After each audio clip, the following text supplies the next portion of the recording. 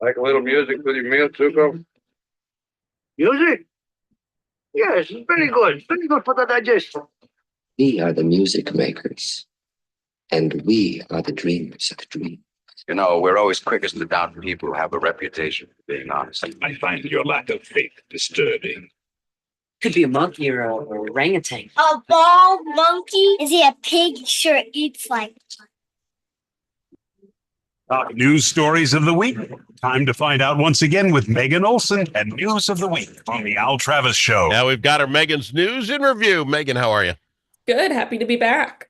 Glad to have you back. Lots going on, kind of with a theme. Always the same stuff, different days of the week, different people insert here. This is absolutely the craziest, we've said it before, craziest session ever. While you're away, Attorney General Ellison, not accused necessarily, but kind of wrapped up now. There's some 54-minute video of him talking to the folks from Feeding Our Futures and saying, don't worry, I got your back. And then a month later, they're all arrested. This is crazy. This is Crazyville.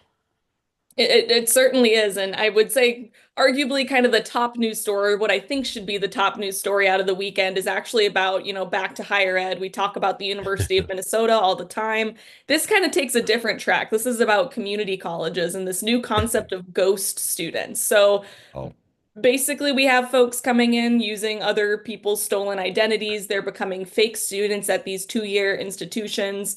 A professor from Century College recently testified in the legislature talking about how 15% of his students were essentially in 2023 an organized crime ring. So people coming from other countries, they're fraudsters, stealing identities, signing up for these really simple online classes, doing the bare minimum. And then once they hit that 10-day threshold of being enrolled in the class, they just pocket all of the, federal aid, scholarship, whatever aid was associated with this stolen identity, and they walk. Yeah, so for folks who have not had kids in school recently, and by the way, my last FAFSA was done here last month. Congratulations. So yeah, I've been here, done this. You fill out all this paperwork, and let's just say University of Minnesota, but they were talking 2-year schools. University of Minnesota is like $30K. So the government, you can take out loans. The government will give you grants, Pell Grants, and all this stuff. So you got to go through this process. You fill it out.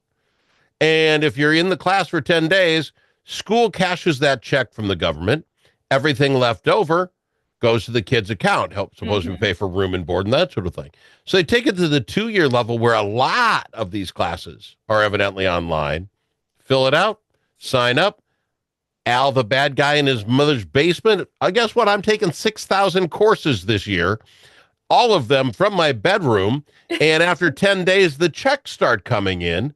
I close down shop. The schools have to, as I get it, pay back the federal government. But this guy's on the lam with our money. It can't be that easy.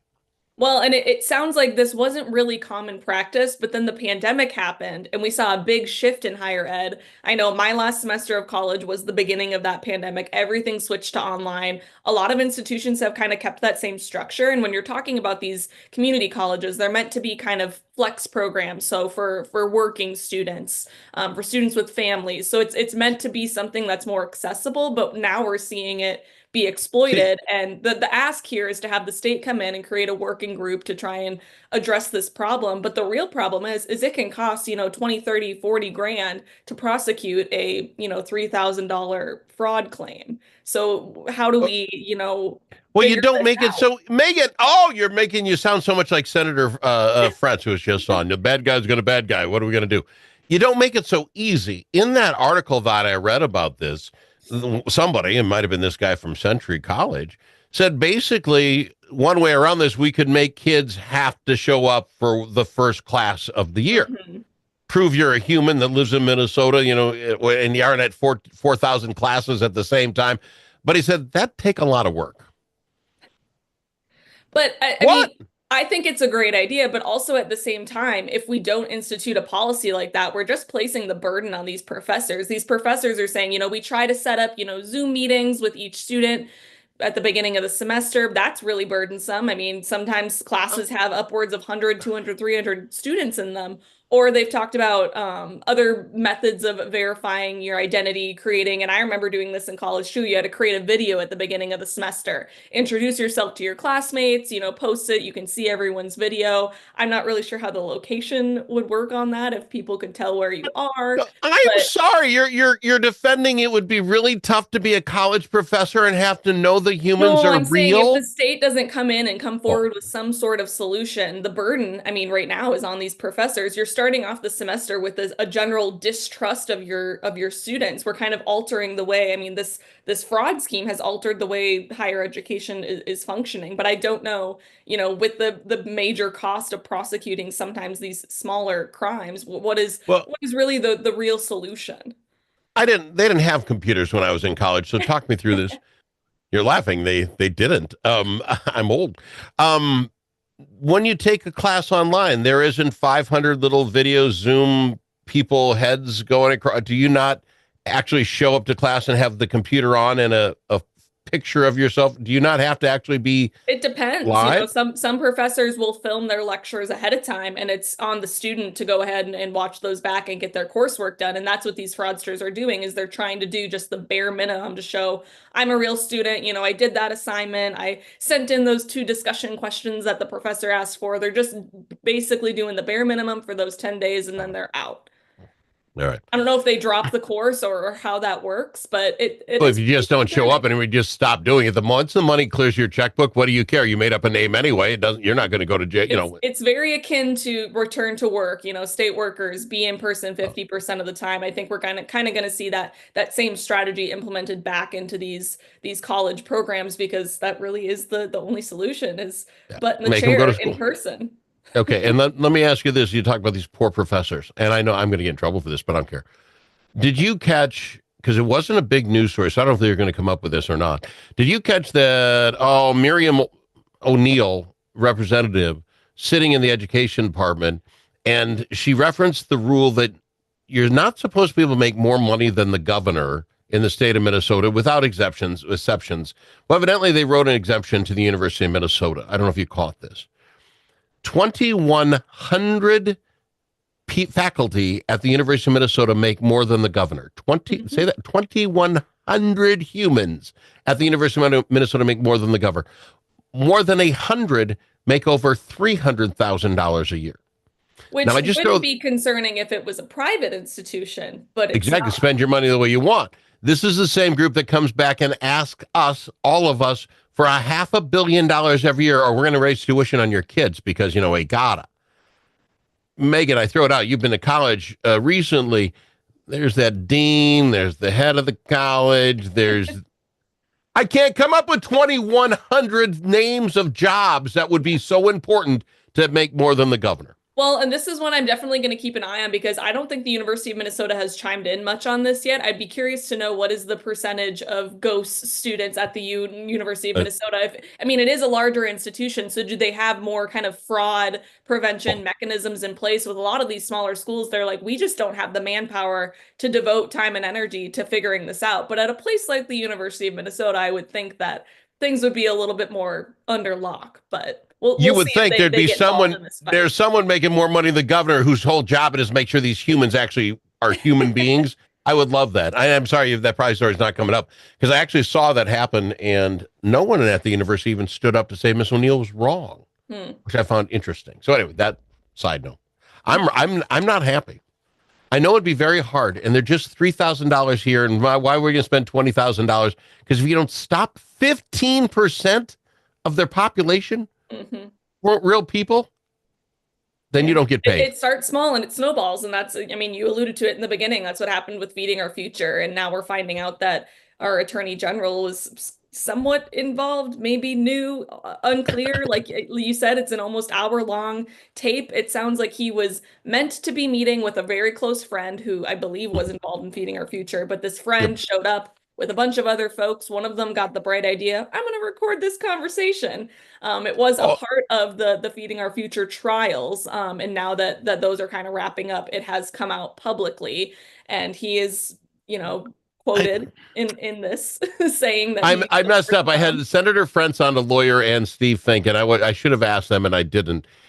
Is Minnesota can anyone just tape anybody in Minnesota? Yes, we are a one-party consent state. You So knew if that. Okay, if wow. we're having a conversation, I can record it without telling you. If I'm having a conversation with Oh. 15 people, I can still record it. I don't have to tell the other 14. Yep, I we're a did not. single-party Oh, consent state.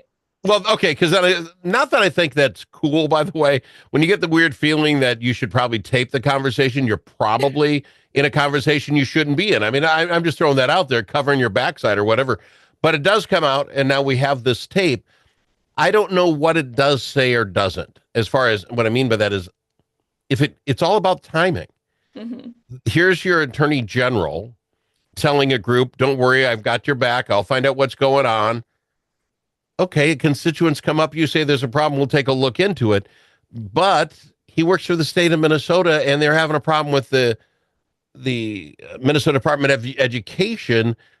Doesn't his fallback spot as Attorney General the state of Minnesota? And he should have said, well, let me look into this. I'll tell you who's right here, but I got to look first. Well, And he did it. That's kind of the gray area. It's the gray space. I mean, he even said, I don't control these departments, I don't control these agencies, but I'll look into it. He is quoted in this recording as well of being critical of the DHS commissioner at the time, but also at this time, I think Feeding Our Future was suing the Minnesota Department of Education, and it sounds like he was on MDE's side in that whole thing. But I think what's comical now is we found out that, this meeting happened. This is 8 months after the feds started looking into it. The AG was completely in the dark. Ellison had no idea that the feds were looking into this. And his response to this is, oh, people are mocking him, meeting with constituents in good faith. Like, this is a part of his job. He has to meet with constituents and make sure they feel supported. And that's the defense. Like, I don't know. I get his defense. I walk up to him. I don't know, but I walk up to him and said, "Hey, by the way, I'm having a problem with whatever. Can you help me out?" I'll look into it. That is probably his answer. The issue is, and the Department of Education didn't answer this in committee the other day. When the feds come to the Department of Education and say, "We're looking into this," don't you bring the attorney from the state in and say, "Hey, you're our head attorney. What do we do here now?" If he knew the issue before all this taping had happened, that's a whole nother ball he's going to have to whine and say, well, I knew what they're talking about, and I didn't mind, because then there were checks written to campaigns, and then it's all what you know when. He said, we're in an agency battle right now, and I can tell you Governor Walz agrees with me, and this is a direct quote, that this piddly, stupid stuff running small people out of business is terrible. So I don't know if he knew, if he didn't know. Regardless, it just isn't a good look. And I think his defense of, oh, I just was meeting with constituents, it isn't really great, especially knowing at this time we had all these lawsuits. There were kind of small pieces of fraud that were starting to come out at this point. But the AG being in the dark about a, federal investigation is a little bit weird to me too. I find it odd that the feds weren't cooperating with state officials to try and uncover this, but maybe they knew that they might have been complicit. I don't know. And here's the next thing. So who goes, if there's something here, and again, it's all alleged, and I don't know what all happened or the timetable for this, who looks into your attorney general? Whose job is that in the state of Minnesota? Yeah, it's like, I don't know. I'll volunteer. I don't know. We got to go to break. We'll be back after this. It's Megan's News and Review on the Al Travis Show. The special interests are represented in St. Paul. But who speaks for you? Center of the American Experiment does. Our policy fellows dig into the tough issues that matter to you and offer common sense solutions on education, taxes, crime, and energy. American Experiment is the trusted, nonpartisan voice of Minnesotans like you. We are working every day to make Minnesota a better, safer, more prosperous place. We are American Experiment. Go to americanexperiment.org to learn more. Dust from livestock buildings can be harmful to your animals and to you. Coughing animals can lead to costly vet visits and other serious health problems. Now there's an environmentally safe solution for your dust problems. It's called DustLock. DustLock can control the dust all summer long with just one application. Protect your animals and your health with DustLock. Learn more at dustlock.com.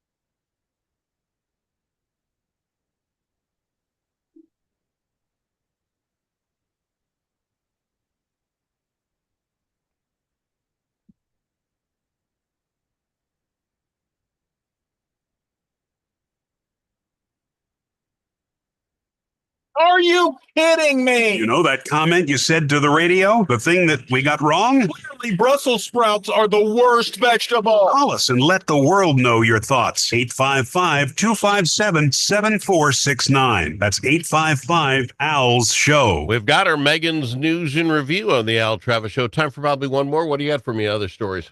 Yeah, well, another big one out of this weekend is kind of an implosion in the Republican Party, if you will. And this has kind of been a long-standing battle between kind of the grassroots and the grass tops, the MNGOP and this other group, Action for Liberty.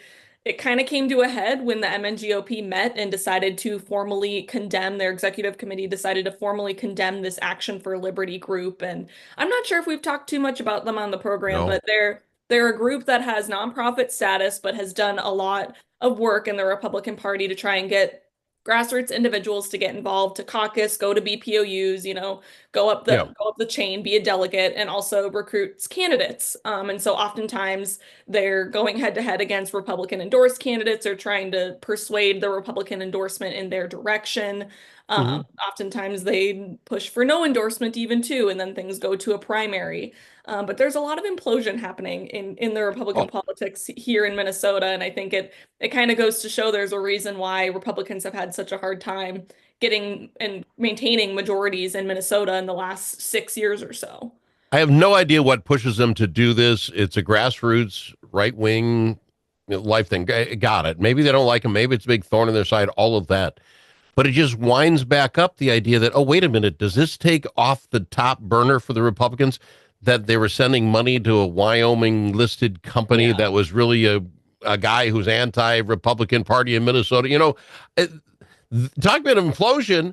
They don't seem to have a vision what's ahead of us and where we're going. It's like, oh, maybe this will take the heat off us for the fact we mailed this guy this money. I don't think it does, and gets guys like me just talking about it some more. Well, yeah, absolutely. And I mean, Action for Liberty has kind of taken credit for some of the wins, when they ousted Chairman David Hahn. I think they thought the new Republican Party of Minnesota chair would be more in their back pocket, but he kind of led this charge of formally condemning them. But it is interesting to see, just this implosion and this internal battle. Democrats are over there just eating it up because they're like, oh, let them fight it out. Let them figure their stuff out. They're clearly, struggling. But is this a bad exorcism? We rebuke you. What does that do? So they don't like them, and the top 5 people formally declared they don't like them. Yeah. Okay, now they're going to go out and try to get candidates at BPOU meetings and move up. What changes when you rebuke someone in your party? I'm not entirely sure if they think it's going to persuade public opinion, but I will say this Action for Liberty group has done a really good job of recruiting these candidates and, getting these grassroots individuals involved. They're kind of part of the reason why Royce White got endorsed this last cycle. But they're also a pretty accusatory, attackatory type group. So they're pretty quick to call Republicans rhinos when they don't vote, 100% on principles, which is difficult for some of these Republican lawmakers who are in kind of swing purple districts. You have to be mindful of your constituencies. You can't always be 100%, to your party. I think that's toxic. That's one of the good things about Minnesota. We have a tied house. We're encouraging compromise. But for this Action for Liberty group, that is easily weaponized.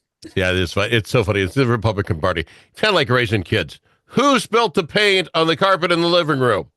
Hey, look over there. That guy, he kicked the dog, Dad. He kicked what? I'm talking paint here. Anyway, I appreciate you, Megan. Thanks for coming to the program. Yeah, thanks for having me on. We will be back again next week talking about the top Minnesota news stories of the week on the Al Travis Show with Megan's News and Review.